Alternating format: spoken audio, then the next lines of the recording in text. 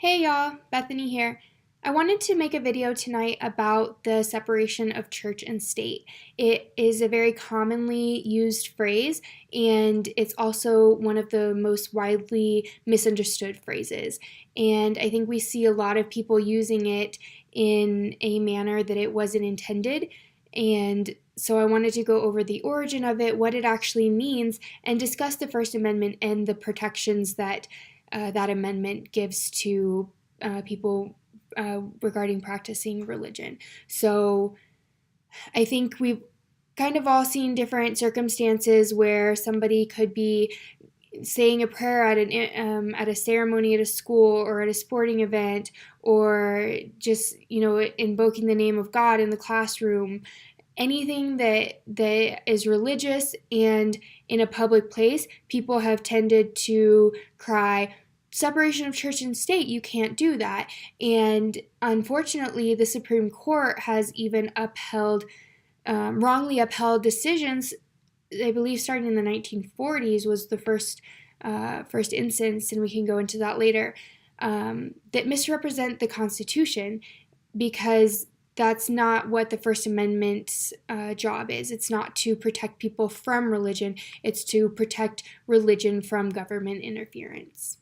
So we can actually see the idea of separation of church and state as far back as the days in the Bible, where God created three different institutions. He created an institution of marriage, he created the government institution, and he created the religious institution. And the government and the religious institution were both headed by separate people. And it shows that God really wanted to have those two separated, but at the same time, neither institution excluded him, they just did not intermingle. And there have been different times in the Bible and afterwards that different emperors, rulers, leaders have tried to combine the church and state. Those attempts have largely failed, and that's a reason that the early colonists came to America, because they wanted the freedom to practice their own religion. So now we can talk about when the separation of church and state became more well known and what the origin of the phrase actually is. It actually became more well known when Thomas Jefferson wrote it in a letter to the Danbury Baptists.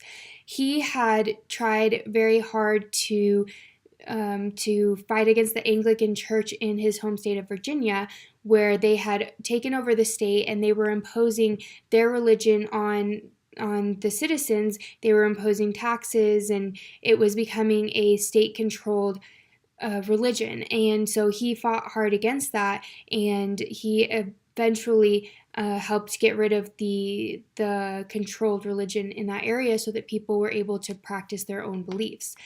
So when he became president, the Danbury Baptists wrote him a letter saying that they were scared that the government would trample on their beliefs.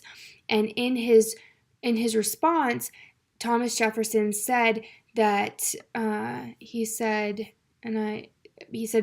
believing with you that religion is a matter which lies solely between man and his God, that he owes account to none other for his faith or his worship, that the legislative powers of government reach actions only and not opinions, I contemplate with sovereign reverence that act of the whole American people which declared that their legislators should make no law respecting an establishment of religion or prohibiting the free exercise thereof, thus building a wall of separation between church and state. So what Thomas Jefferson was saying here was not that that there couldn't be religion in the government, but he was saying that the government cannot favor a certain religion and they cannot prohibit the free exercise of religion. So it's really talking about protecting religion from government, not government from religion.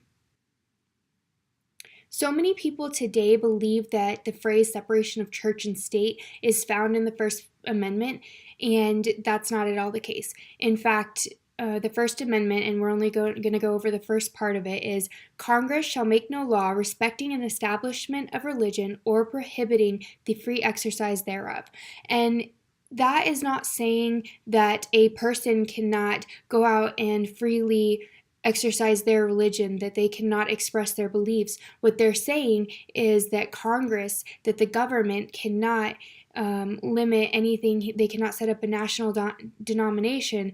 They cannot limit people from exercising their religion. This is not this amendment, the Establishment Clause, is not. It was not meant to stop people from practicing their faith, and definitely not meant to stop them from doing so in a public place. So that's where the big misconception of the separation of church and state come in, when a young boy wants to pray in class and people say, no, you can't do that because of this separation of church and state. They're completely misusing it, and the Constitution, the First Amendment, actually would protect that young boy to be able to pray or to invoke the name of God, whatever the situation. And even government officials, they're not prohibited from praying or from reading Bible verses. What it does prohibit them from is creating that national denomination and forcing citizens to adhere to a certain religion. So again, this big misconception that the First Amendment protects people from religion is not the case. So with all that being said, some people might say, well, what does this mean? If the government can't create a national denomination, then why do people say we are a Christian nation? And in fact, we were founded in Christian beliefs. Our founding fathers, the framers of the Constitution, were a majority Christian believers, and a lot of the freedoms that were asserted, they said, came from our Creator, and they used a lot of their religious morals in coming up with the Constitution. And even in 1789, George Washington wrote a letter to the United Baptist Church saying, if I could have entertained the slightest apprehension that the Constitution framed in the convention where I had the honor to preside might possibly endanger the religious right of any ecclesiastical society, certainly I would never have placed my signature to it. So ecclesiastical, first off, means any kind of Christian, a Christian religion. And so George Washington was a practicing Christian, and his goal was not to prohibit the government from practicing religion. They just wanted to make sure that the government could never enforce that religion on the society. And so over the past few decades in America, there really has become this fight against religion, and people are using the phrase separation of church and state to fight against any public display of religion. And a pivotal moment can be seen in 1947, when the Supreme Court tried the case Everson versus the Board of Education. And what happened was a taxpayer in New Jersey filed a complaint against a tax-funded school district because this school district would offer reimbursements to parents whose children used public transportation to and from both public and private schools. And this taxpayer said that they shouldn't be reimbursing parents whose children went to a private religious institution. And that decision by the Supreme Court, they found in favor of the taxpayer, and it's the first time in history that the Supreme Court mentioned a wall of separation. So they really did a disservice to the First Amendment and to the neutrality that our government is supposed to be held to by finding in favor of the taxpayer. And I think that we see that more and more often, and more people are saying separation of church and state, but people don't really understand what it is. And so it's really important that we all can understand what it is and that we can all explain it, because there's so much misinformation out there about it. So I hope that this video helped explain the meaning and the origin of separation of church and state. And I'd love to know what you think of separation of church and state, if you've seen any instances of abuse of power by the government regarding the First Amendment. Let me know in the comments, and don't forget to like and share. Thanks.